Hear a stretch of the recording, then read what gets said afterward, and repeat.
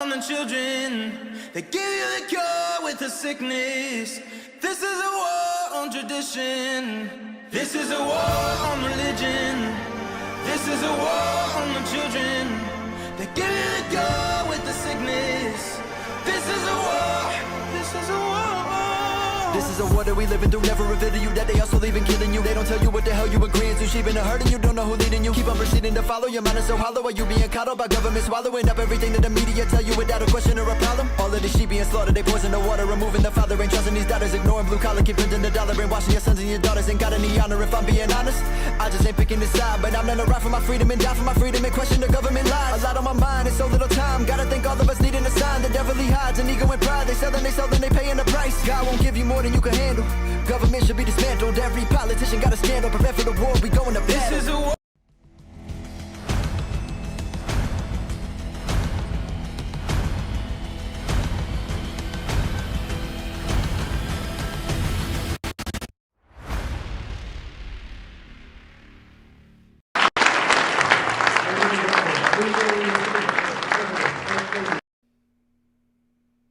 Okay, well, all right, let's see here. Good morning. I hope that your morning is a little less frail than Joe Biden's morning. I hope that your morning has a little bit more of a punch to it. We have our black coffee here, and if you're drinking coffee this morning and watching us, we say thank you very much, and God bless you. Good morning, and happy Sunday morning, as Nancy Pelosi would say. We are here inside of our Birch Gold Studios, inside of a solid gold moment right now for the country and for the world, because right now freedom is winning, and it is incredible.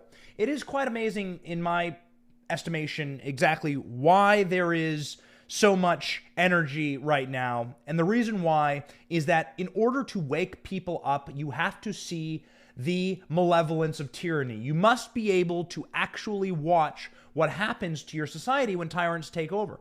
And so in every single Western and civilized society that was locked down and that felt the jackboot of the authoritarians who had their moment, right? What Abraham Lincoln said is that if you want to see who a real man is, give him power. And so what happened was during the COVID moment, we were able to see what our leaders were capable of if we just handed them unlimited power, right? So what you're seeing is a moment where our leaders expose themselves for the tyrants they are, and the worst of them, the best of them are like Ron DeSantis, who are like, what the hell, this lockdown? Like, I'm not going to do that anymore. This is insane. This was the stupidest policy. This was an idiotic policy. Authoritative mandates over someone's life or over someone's job. We're not going to do that. So we're going to go back and rethink this, and now we're going to pass laws to make sure it never happens again. That's the correct leader. Every leader makes mistakes. Some of the best leaders in the world, the best leaders in our country, have made mistakes, and then they go back and they fix them if indeed they have made a mistake. That's fine. All right? No one's perfect. What you see now is across the world, the desperate clinging to power, the screaming demonic screams of all of the authoritarian tyrants as that power in this moment slips out of their fingers. You're watching the Faucis of the world. You're watching the Bidens of the world. You're watching the Trudeaus of the world, the Obamas of the world. You're watching them scream and freak because the power is being taken from them. And they're physically breaking in front of us, right? If you watch any interview with Dr. Fauci right now, dude, he looks like a ghost. Like something isn't, he's under a lot of stress, and he knows what's coming. What's coming for him is an avalanche of investigations, and we're going to get to that. Kevin McCarthy has promised, and this is a quote, an avalanche of investigations into these COVID criminals and indeed into the people who have proven themselves to be the proper authoritarians and tyrants. Again, as Abraham Lincoln says, if you want to see the measure of it, just hand them power. What do they do with it when they get power? How do they behave? That shows you exactly who they are. And ladies and gentlemen, everyone makes mistakes, but boy, oh boy, is it going to be a mistake to see what happens when Joe Biden gets another couple of years in the White House. Right now, Joe Biden is weak. Joe Biden is frail. Joe Biden is collapsing before our very eyes. Now, we've all seen Joe Biden collapse down a set of stairs at Air Force One, but we're just wanting to give a very quick and brief moment because we think at this point it's like elder abuse. At this point, it's like very painful. It's gone from funny to painful to watch these kind of clips again. Let's play this clip from the White House yesterday where Joe Biden is essentially being led around masked inside of the White House by Jill down the stairs, sort of led around. Clip one, let's go. Let's play it for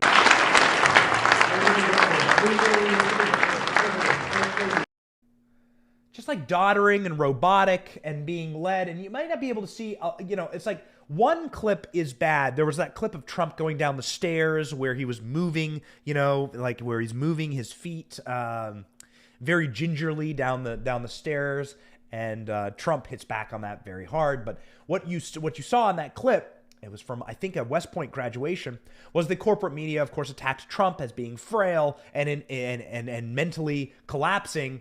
But you have clips like this that are like bombshell clips of Joe Biden being led around by his wife, the White House, Joe Biden like shuffling his little feet and being incapable of really like hitting the stairs himself. Joe Biden physically collapsing down the stairs in one instance. I don't think they even allow you to film Joe Biden going up the stairs anymore on Air Force One. We should check on that. I haven't seen footage of that in a long time.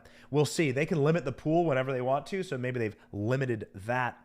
But what this does is it is the preponderance of evidence. It's not about one time where Trump walked gingerly. We were all able to see Trump, in sort of full masculine form and behaving quite well at the White House and behaving quite sentiently at the White House in many other instances. My favorite being probably Trump, removing his mask when he's standing on the portico after recovering from COVID.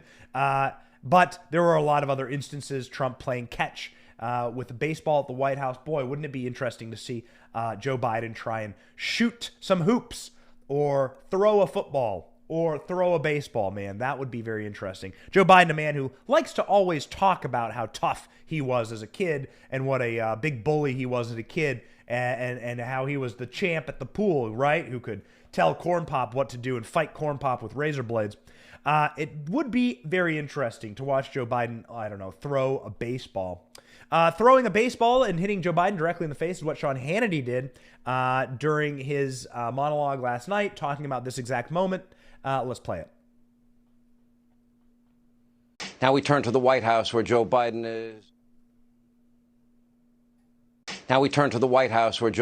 is. Most definitely fast asleep, missing another Hannity. How wrong is that? There's something really wrong. Anyway, during a rare public appearance, Joe didn't look so well today. Here is the First Lady gently guiding the ever weak and frail Joey away from the podium.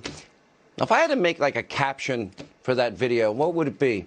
Okay, come on, Joey, let's go home now, and I'll even give you some chocolate ice cream.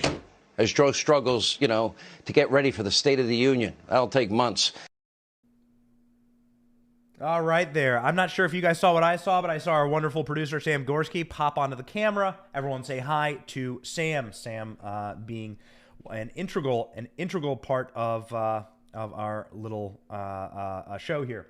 So, guys, listen, I think we had a small technical issue when we tried to play that Hannity clip, I'm being told. So I think we'll move right along. Okay, so what we have here is a situation that is a preponderance of evidence. So the issue is not one clip where you look feeble. Right now, I am a little sick, and right now we have had a exhausting week, and so I am going to have a rough day today. I'm tired and I'm a little sick, and that's what just happens. It's like what happens when you're hustling, grinding, and building. So that's not the issue. The issue is, am I perpetually collapsing? Am I perpetually incapable of finding cognitive flow in my thoughts? Do I have a stiff gait, which I thought was very, very interesting point brought up by one of the Fox News doctors, very impressive man named Mark Stiegel, who talked about Joe Biden in terms of mental collapse. And this is, by the way, Joe Biden is 80 years old, right? So Joe Biden is 80. Everybody has the same type of longevity.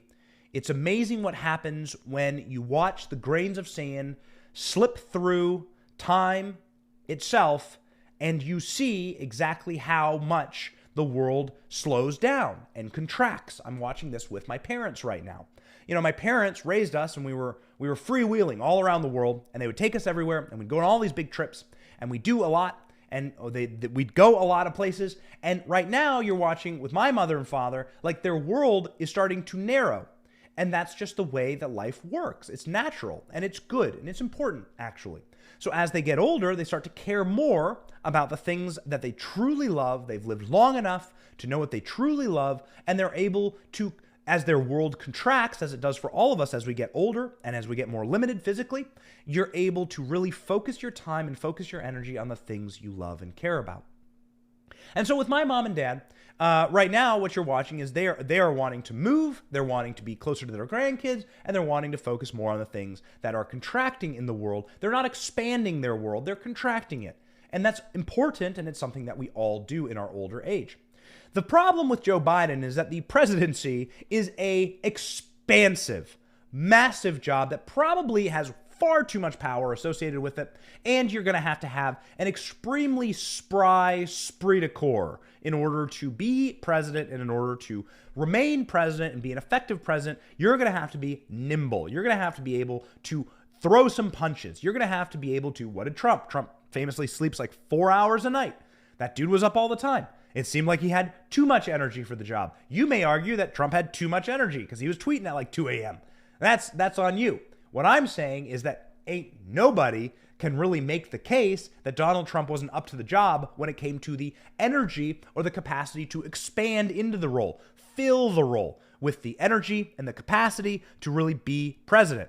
Donald Trump could do that. Donald Trump was strong enough and dynamic enough in age to fill that role. Now, some of us grow old at slower rates, I think. Some of us grow old at slower rates. So you can have like very active 80-year-olds. I'm in Florida, and there are like people that are 80 years old playing tennis at the country club down the road, right? They're 80 and they're smashing tennis balls. That's fine. My grandparents, for how they were designed and put together, man, they were confined to their house. By the time they were in their 70s, they were confined. They were able to go from their house to their grocery store. Joe Biden's one of those people. Joe Biden is not strong. Joe Biden is weak. Joe Biden cannot function effectively in this role.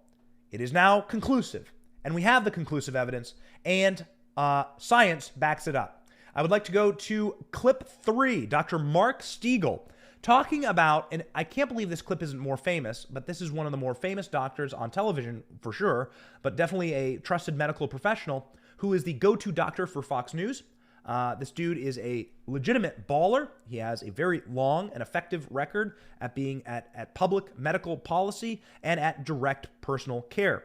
Dr. Mark Stiegel says that the real issue with Joe Biden is that he's had 2 aneurysms, he's already had mental collapse in his life, and that what the presidency is doing is it is precipitating the collapse of Joe Biden mentally. That's not yours truly. I come from a particular vantage point. My vantage point is conservative, freedom-minded, so I'm going to think one thing about Joe Biden. This is coming from the medical professional who has studied this in his life and specifically talks about Biden's gait. The reason we bring up this clip is because he's talking about the gait, and we showed you that clip from Jill Biden essentially guiding Joe Biden to make sure he doesn't fall.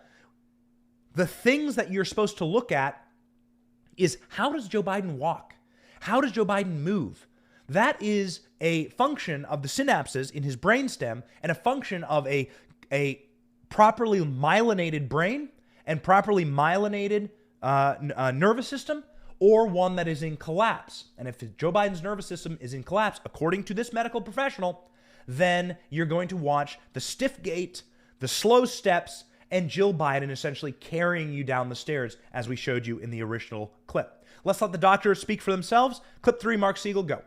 Now I look over the physical results, the physical exam results of President Biden. And at first, I was overjoyed because it's long. Dr. O'Connor gives a tremendous detail. But when I looked closer, I saw some things that bothered me. One, no cognitive exam done, not even a mini mental status exam where we simply ask a few questions of the president or of any patient. Number 2. Wait, I'm sorry. May I interrupt you, doctor? I'm sorry, I just have to interrupt. I didn't know that. Is that I mean, is that normal that you wouldn't even include a cognitive assessment? It is not usual when you do that extensive an examination. It should be automatic. I don't do it on every patient that comes in with a sore throat, but with extensive physical, it should be automatic. It's not there. Oh. Number two is the issue of his gait, Tucker, where they flat out say that his gait over the past year has changed. He's stiff-legged now. He doesn't have fluidity in his gait. And they brought in a bunch of orthopedists and neurologists who say it's due to arthritis in his spine and a broken foot, which we still don't know how he fell to a bicycle accident. But here's what's missing there, Tucker. No MRI of the brain, no MRI of the spines, upper or lower, no EMG nerve conduction studies. When you have a sudden change of gait, you wonder, is it tied in with cognitive function? Right. Is there fluid on the brain? Is it something with the spine? There's so many things that can cause that I would want to know about. To leave that out altogether, very concerning. Well, okay, there's the doctor. I'd say this many times on this show. I'm not a doctor. You should not get your medical advice from me. I am someone who is a commentator, an observationalist, and I've spent my career in sort of the political school of hard knocks and the content creator school of hard knocks. So don't get your medical advice from me, but listen to what the doctors have to say. And that's a doctor saying there that Joe Biden, the presidency is killing Joe Biden. The presidency is crushing Joe Biden. Now, if you were to go on over to the Daily Wire, Ben Shapiro's website, and if you were to look through some of the interesting investigative articles that they have there on that site, you'll find one particular article that talks about Hunter Biden's private text messages that were available through his laptop file. You're able to find his private text messages with his therapist, where they're joking about Joe Biden. Are they joking? I don't know, actually. That's my own presumption, but maybe not. Where they're talking openly about Joe Biden recovering from dementia. Now, they do this. Here's Hunter Biden, Joe's son, talking about his father recovering from dementia in clear terms with his professional therapist. Take from that what you will. But it's there in black and white, and you can see it. So once again, ask yourself the question. If an Uber pulled up in front of your house and the window rolled down and it was Joe Biden driving in that Uber, and the car kind of like weaves and spins and turns and like kind of hits the curb, pops the curb up in front of your house, would you get in that Uber?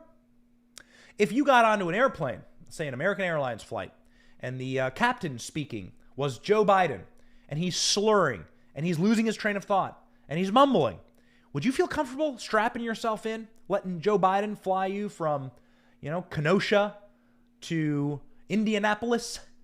Would you be comfortable with that flight? Do you think that flight would land or take off or stay in the air very long? Got to ask yourself those questions. And then ask yourself this. What's more difficult? Driving the largest, most dynamic, and largest GDP, biggest country on earth as it pertains to GDP, and certainly as it pertains to military power, and certainly as it pertains to the country that has been on top of the dog pile for a very long time, that a lot of other countries want to knock down and are malevolently attempting to destroy us? Do you think that it is easier to drive an Uber to Chick-fil-A from your house and back? Let's say you get in an Uber and you want to get some Chick-fil-A. Or do you think it's easier to be in charge of the greatest country on earth with all of its shocking and stunning complexities vis-a-vis the executive branch? Ladies and gentlemen, if you wouldn't trust Joe Biden on an airplane as your pilot or as your Uber driver to go get your groceries or to go get your spicy chicken deluxe at Uber at Chick-fil-A, which is my favorite, well then, I don't think you should be trusting him as your president either. And the evidence is laid there bare for all of us to see. All you need to do is listen to the man's words. Clip 4, let's go. And to help lead our federal testing program, I've tapped Dr. Tom, I hope I pronounced it, Inglesby, correct? When you build a charging station, it's like back in the day when my grandpa worked for the American Oil Company back in the turn of the 1920 in that area. They went from state to state convincing people that they allow them to put 20,000 gallons of gasoline under the ground. They didn't want them around. Come walking out of the gym if you want and you may get jumped by the other team or their supporters. You may be all by yourself, the only one standing there when you watch 6 people jump one of our teammates. I won every precinct. I got them $1.9 trillion relief so far. They're going to be getting checks in the mail that are consequential. I wrote the bill on the environment. Pay them more. $1.2 billion. So you go ahead and you stack spaghetti sauce at a store and in a supermarket. You control the guy or the woman who brings out the carts on a forklift. What happened? 1.2 billion. So you stack spaghetti sauce at the store, you get the man or the woman with a cart. What happens? That was on the campaign trail. They let this man become president. All of the Karens of the world united, all of the corporate media apparatchiks of the world united, even though none of them are pretty much left at CNN. Everyone has resigned in disgrace. And they have forced this Weekend at Bernie's houseplant mannequin into the toughest job on planet Earth. Is there any of you that would argue that being president is the toughest job on planet Earth? Elon Musk says that, I think a very apropos analogy, that being in charge of America is like being the CEO of the largest corporation on Earth, a corporation that has a monopoly on violence, and a corporation that, essentially functions as an intermediary for and a inquisitor for every other corporation in the world, right? So there's very few corporations that aren't involved in America in some level, and as a government official, you are in charge of the largest corporation. Would you want Joe Biden as your CEO? Would you trust Joe Biden as your Uber driver to get your Chick-fil-A? No, you would not. You would end up in a ditch.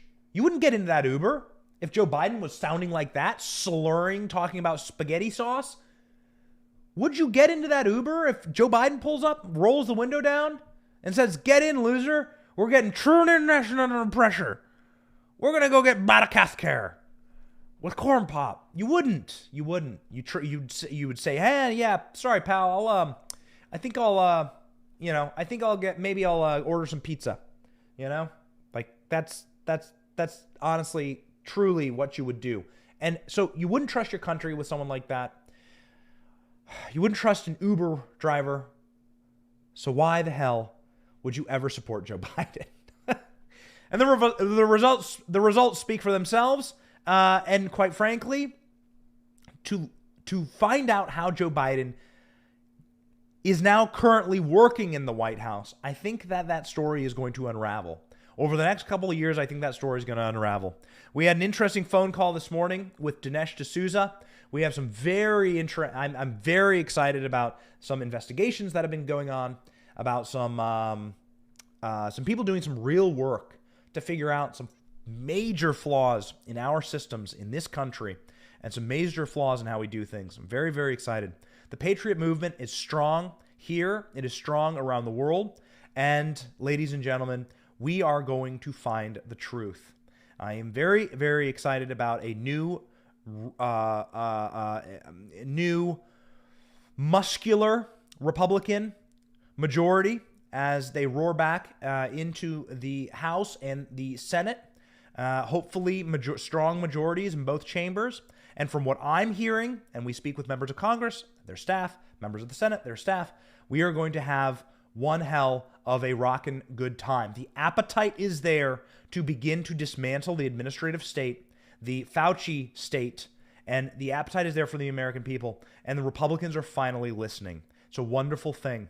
The administrative state and the Fauciite state has gotten us into a lot of problems. In fact, the largest thing that hampered the Trump presidency was indeed Russiagate.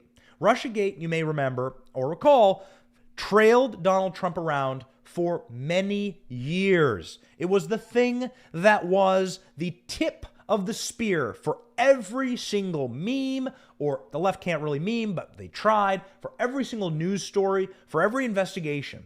It was Russiagate. Now, where does Russiagate come from? How did Russiagate begin? Well, we now know from John Durham that Russiagate was a conspiracy theory of Hillary Clinton lawyers and apparatchiks. We know through John Durham's investigation that Russiagate is something that was manufactured. It was a piece of manufactured agitprop.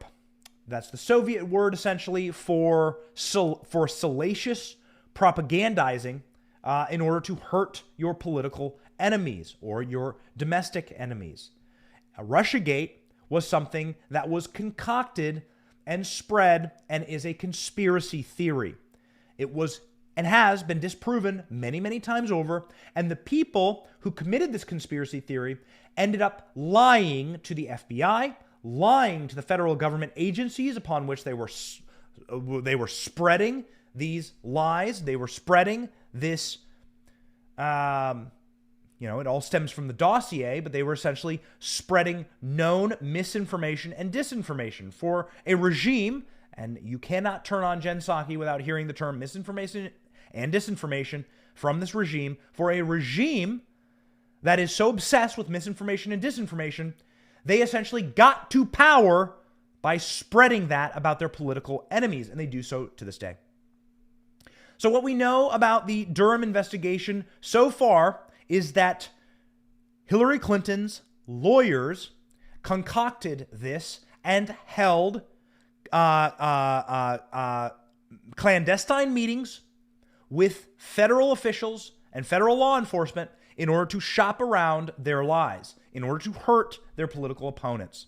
And now John Durham is expanding his investigation into the Obama administration, as the Obama administration is seemingly more and more implicated in the approval and dissemination of this political slander. Now, what we would call this in regular vernacular, and I'm no Rhodes Scholar on this show, but what we would call this is we would call this meddling in the election. Remember the maxim that is so true. Whatever they accuse you of doing, they are guilty of. Whatever they are accusing you of doing, colluding with the Russians, it was them who were taking information from dirty Russian agents, washing that through Christopher Steele, and then using that information in the dossier that was handed off to federal law enforcement in order to attack Trump. They were legitimately colluding with Russians in order to interfere in an American election. That is provable. And now you are watching John Durham prove it. Fox News has a good recap as to John Durham expanding his investigation. Clip 5, let's go. Congressman, it's great to see you. So Special Counsel John Durham indicating he's widening his criminal probe. He's saying it's an ongoing active probe beyond the indictment of Democrat lawyer Michael Sussman. This is a botched Trump-Russia investigation. It could ensnare Biden team members from Hillary's campaign, and it could ensnare Biden's national security advisor, Jake Sullivan. What do you think? Good evening, Liz. Yeah, that's right. Jake Sullivan was, at the time, Hillary Clinton's campaign national security advisor, and he was the mouthpiece for the hoax about the Alpha Bank, which Michael Sussman, who was Mark Elias's partner at Perkins Coie, the famous Democratic election lawyer, also served as chairman of Hillary Clinton's campaign. That was the source of the information about Alpha Bank. It's a big hoax. So did Jake Sullivan know that it was a hoax, or was he duped? Yeah, that's an important question. If you were Rachel Maddow, Liz, you might say the walls are closing in. John Durham is coming for you. And the most incredible thing, there's a parallel here with CNN's downfall from yesterday that we covered extensively. There's a parallel here. It is amazing how the criminals and the criminal element retain the same people because it's mutually assured destruction. Cuomo has dirt on Zucker. Zucker has dirt on Cuomo. Cuomo has dirt on the dalliances between Zucker and some of his staff. and so on and so forth.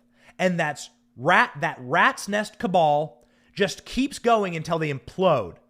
And what you saw yesterday was the implosion point. Now, we have sources at CNN that tell us that is just a teeny part of the story, and that the major story is that Discovery Network is cleaning house and that Jeff Zucker was on his way out, and they were able to give him sort of a cover of darkness departure and say that this was because of some Me Too moment, blah, blah, blah. And because, and they give Jeff Zucker a way to bow out without saying, you suck at your job and you are being fired for humiliating this network and destroying it. It is incredible to watch people like Jake Sullivan, who is Joe Biden's current national security advisor, be implicated in John Durham's probe. This man still works at one of the highest level positions in the nation, and he is now implicated inside of the shopping of the PP dossier about Donald Trump. Let's read the article here from PJ Media and from the Washington Times. Special counsel John Durham is not finished with his investigation into the Obama scandal. A new report says his efforts have actually expanded. According to recent court filings, Durham has gained access to a significant amount of FBI internal affairs files, and his effort to uncover Obama administration maneuvers to promote the allegations against Donald Trump during the 2016 presidential election. Team Obama's disingenuous investigation of the anti-Trump allegations, called Crossfire Hurricane, relied on the discredited Steele dossier, which was paid for by party activists, the DNC, and Hillary Clinton lawyers.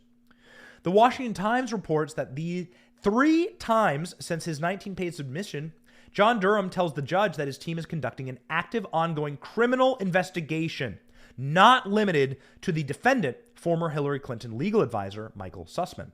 Durham was appointed as special counsel in December 2020 in order to protect the investigation, which began while he was the U.S. attorney, from being quashed by the Biden administration because they are implicated. The purpose of a special counsel is that it is immune to the political pressures of the day and that it cannot be quashed for those exact reasons. Joe Biden promptly fired all Trump-appointed U.S. attorneys in his first weeks in office. This is obviously not good news for Joe Biden, who has been implicated in the scandal. Now, how is that? The article doesn't go into it, but I will. Joe Biden was inside of the meetings when this information was being brought up to Barack Obama.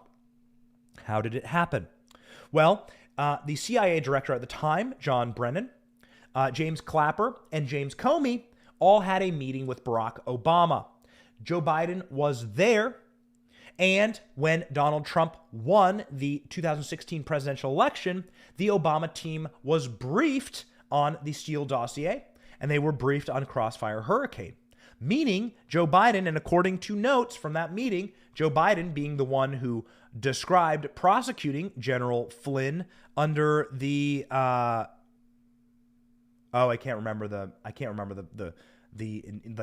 insanely obscure act that they prosecuted Flynn under. Again, ladies and gentlemen, I told you I'm a little sick right now. The Logan Act. There we go. The Logan Act, apparently that was a Joe Biden special. We'll see. We'll see what comes up. But what we do know assuredly is that Joe Biden knew that this was happening, that Barack Obama knew that this was happening, that Barack Obama officials and Hillary Clinton campaign officials, Jake Sullivan being the main one, are tied directly to the dissemination of the Steele dossier. And so Joe Biden himself being implicated in this means that Joe Biden himself is implicated in the largest hoax in American history, and indeed the most damaging hoax in American history. Will people go to jail? John Durham has charged, now we are up to 3 people criminally. But here, according to his most recent filings, John Durham says he is expanding. How is he expanding? This investigation has been going on for quite some time. John Durham has access to 130,000 new pages of material with 492,000 pages of expected new documents from federal agencies. Now, what is John Durham looking at there? What John Durham is looking at specifically is how the Obama administration directed their agents inside of the federal law enforcement bureaucracies to continue to sabotage Donald Trump. What we found out in John Durham's indictments and his recent reports to the judge is that, and this will come as a shock of shocks, that the investigator general, Horowitz, at the Department of Justice and FBI have been very unhelpful to him. Horowitz is the deep state cleanup man. He is the man who comes in like at the end of a mafia movie and makes sure that all the bloodstains are off the couch and makes sure that while it looks like he's doing his job, he is simply protecting the organs of permanent Washington, D.C. This Inspector General Horowitz is in on it, and he is the cleanup man for this entire operation. He has been withholding evidence from John Durham, and now it seems like John Durham has finally broken through the wall. So with almost 500,000 pages of new material, much more than expected according to reports, it is a lot harder for a president to fire special counsel and making sure that Biden being implicated in this would be called obstruction of justice. So that is what you are getting at here. It is obstructing justice going forward to fire the people looking into you and your misdeeds. Let's say and wish a prayer on John Durham as he investigates further how deep the rat's nest goes. And as we say many times on this show, the rat's nest goes directly into the pit of hell. In this scenario, ladies and gentlemen, it is becoming more and more clear that the singular and true enemy of the American people, Donald Trump likes to say that it is the press. I tend to disagree. While I think that the press and journalists have done such a horrible job over the past few years, the true enemy of the American people is the permanent unelected state.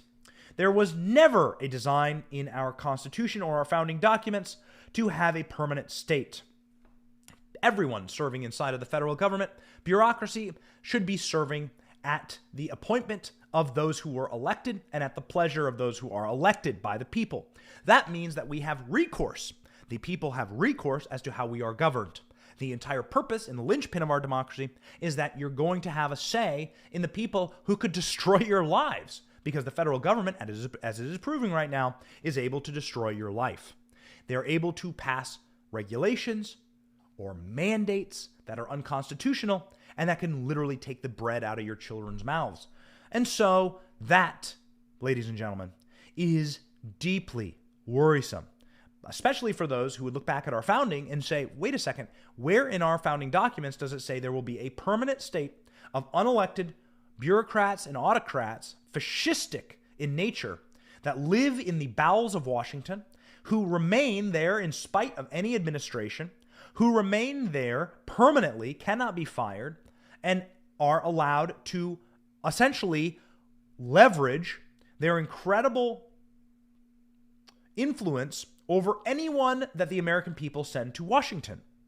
When you watch people like Lindsey Graham on television, when you watch people who have been in Washington far too long start making no sense as they begin parroting the talking points of permanent Washington, D.C., not the talking points of South Carolina, which is where Lindsey Graham is from, but parroting the permanent talking points of Washington.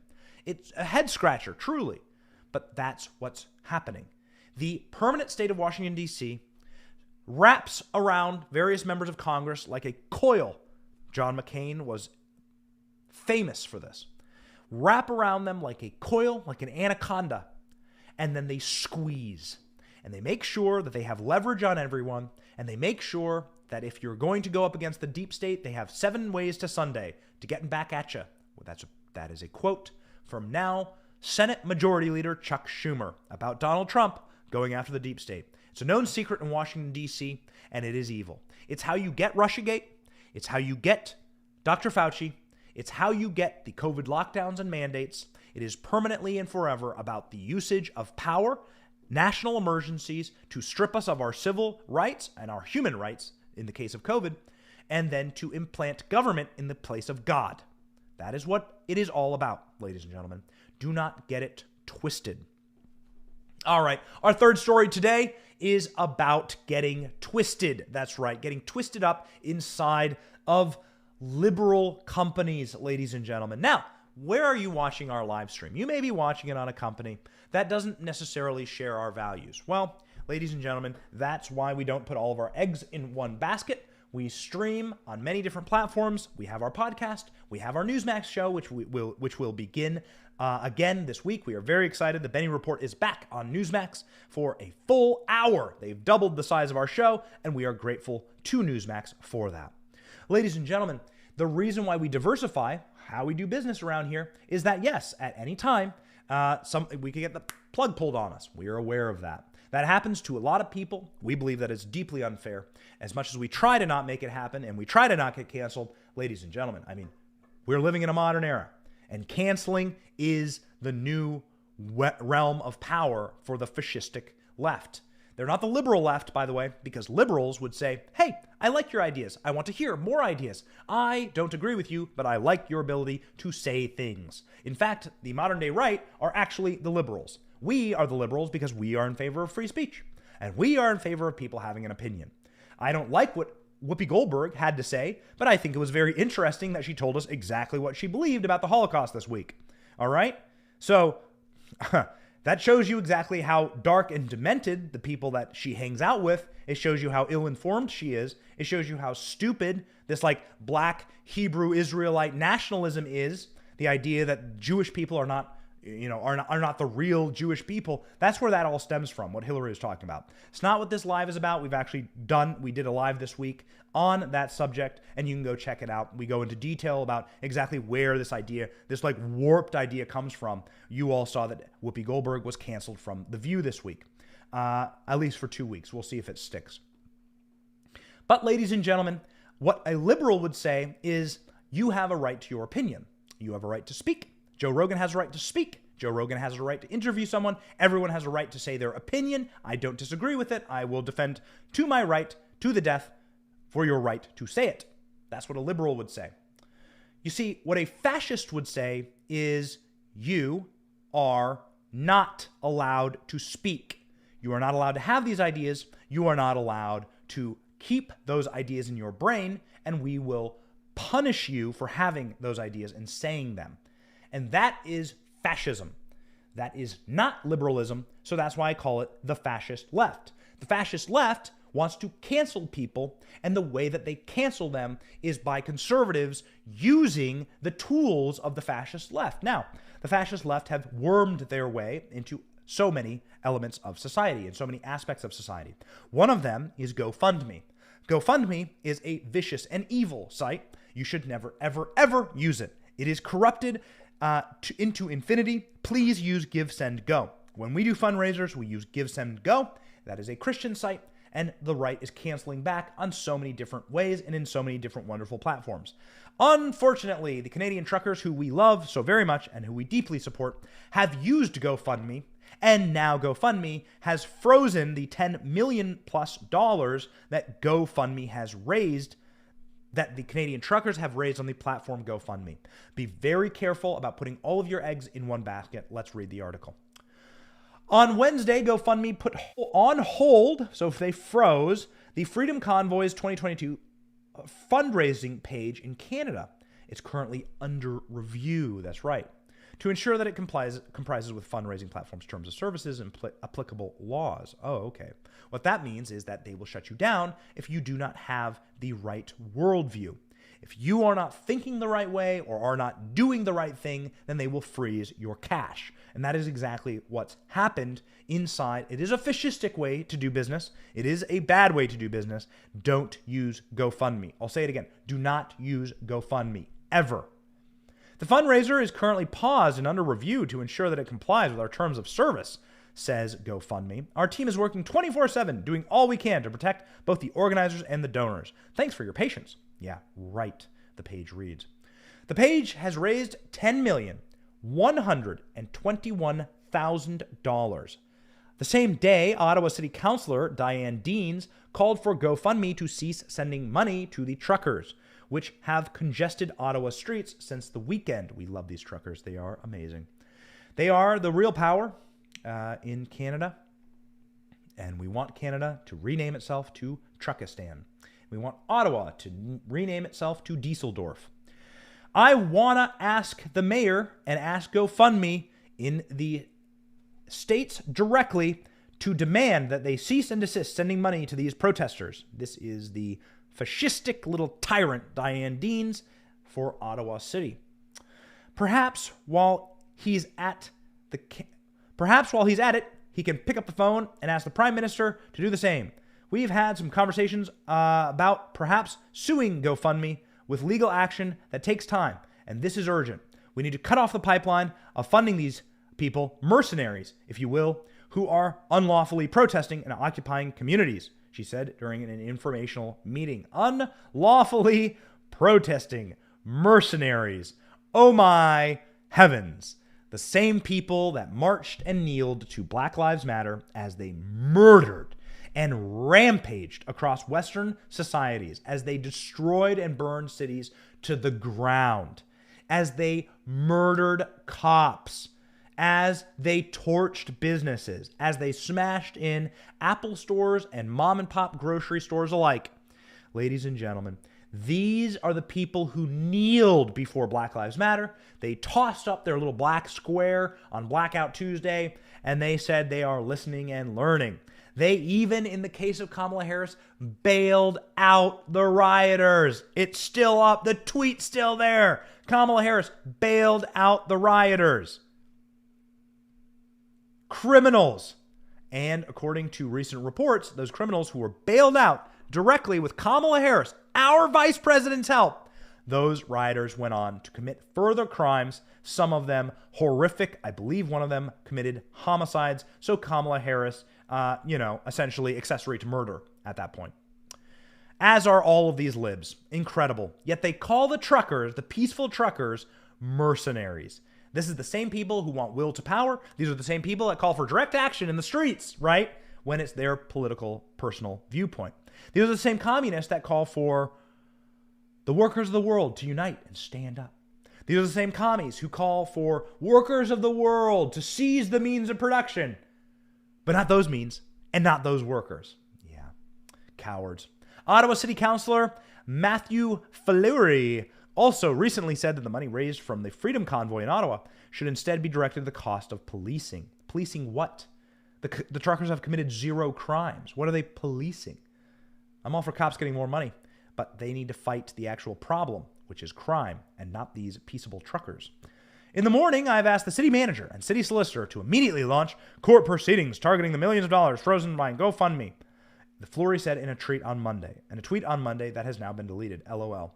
According to the Ottawa police, costs for policing are estimated at $800,000 a day. All right. Well, ladies and gentlemen, there you go.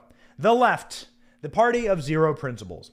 Find me on any day, anywhere, and my principles are the same. I bet yours are too. But you see, when you live in a world of moral relativism, and when you have no truth, which the modern-day fascistic left have no truth but power. They say it. We have no truth but power. Power is our truth, no truth but power. That's why when someone on their side passes away, an activist on their side passes away, they say, rest in power. They don't say rest in peace, because power is all that it is about. And so if that is your only goal, and if you don't have a family, you don't have a God, you don't have a church, you don't have a community, your only goal is power, well, then you have no truth. You have no North Star. You have no guiding principles. You are going to change on a dime. And your opinions on protesting is going to change depending on who is in the streets. It depends on if the protest is giving you power or not. The only mechanism of delineation for what is good and what is bad is what gives me power. So, when it comes to the modern-day fascistic left, the truckers remove power from them, and so truckers are evil. They need their funds frozen, and they need to be put in jail. Now, when it comes to BLM, or when it comes to the police, well, we don't need to fund the police as long as the police are going to shut down our protests. See, it's amazing. The protests, BLM and Antifa protests, those are our protests. So they're allowed to function and ravage and pillage our nation and literally murder with impunity because they're ours. Those are our people. And the police dare not touch a hair on their heads, even the ones murdering and burning. at the White House. I watched these mobs burn down buildings at the White House and strike and assault Secret Service and security around the White House. I was physically there when it was happening in Washington, D.C., and the corporate media lit their hair on fire when the police even tried to push back on these people attempting to burn down the White House. They're a protected class as long as they are giving the left power. But as soon as the protests that spill into the street take power from the left and remove power from the left, there is no one more humiliated right now than Justin Trudeau in the world. As soon as those protesters do that, well, ladies and gentlemen, it is time to fund the police, and it is time to sick the police on them, and it is time to use every bit of leverage we have inside of corporate America, which they have wormed their way into GoFundMe, to freeze these protests down and shut down their money. Could you imagine if politicians were calling for more police action against BLM, if the left was calling for more police action against BLM, and to freeze Black Lives Matter's funding, and then corporations did it, and then cops complied? Could you imagine? Truly. I could imagine, and I believe we're getting to a place where that's going to happen, because we're getting to a place where the paradigm has shifted, and the policies have shifted, and the populations are finished with this. Your power is done. You are done. You are not going to wield this type of power any longer, because people are awake. And they are awake, and they are seeing what the game is. Joe Biden is frail. Obama is getting investigated. And the truckers are winning. GoFundMe can freeze or do whatever it wants. You're not going to get rid of these truckers until you give Canadians back their freedom. And ladies and gentlemen, we are not going to stop until we get our freedom back in this country and the guardrails get protected. The pendulum always swings the other way. The biggest mistake of the tyrant is that they think that they are beloved by the people and that they will always keep power. I'm reading a lot about the czars of Russia right now, and how Nicholas II made such critical mistakes, assuming that the people were always on his side and never doing anything in order to listen to the people that are before you. The tyrants who do not listen to the people who they are tyrannical over are not long for power, let me tell you. And so now that is why you see that the total collapse of tyranny around the world, and it's why you're seeing a renewed breath of freedom in our land and freedom springing anew around the planet. It's very exciting, and it's very wonderful, and it's very nice to be able to speak with all of you this morning. It's great to have this audience. I mean, we just really love doing these lives. We had some technical difficulties this morning. I think we showed producer Sam on one of the split between cameras. We don't really care. We're doing it live, ladies and gentlemen, and we're having a great time. We love speaking with you. We have a lot of new things that we're going to be rolling out. We're going to be doing live chats here on this channel. It's really exciting. We're bringing on a ton of different new features, so stick with us. We're doing it for you, and we do it for one reason: save America. And our priorities are very simple: God, family, country. That's all we care about: God, family, country. All right? That's what we're here for. We love being in this movement with you, and we love being able to reach out and connect with you every single day. God bless you. Have an awesome Thursday, and keep fighting for freedom. We are winning. See ya.